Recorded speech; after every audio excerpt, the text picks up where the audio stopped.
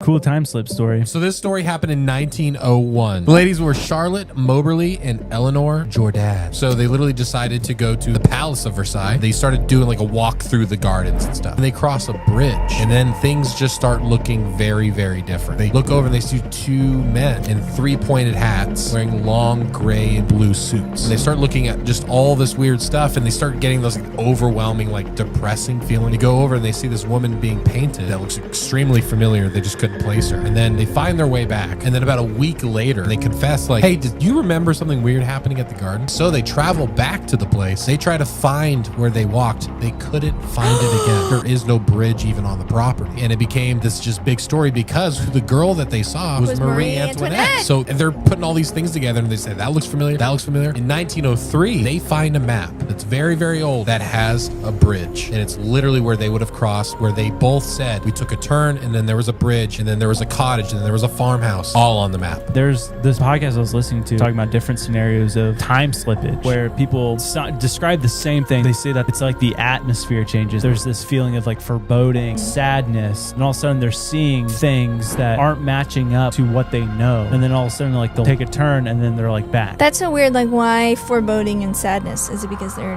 DEAD? Maybe.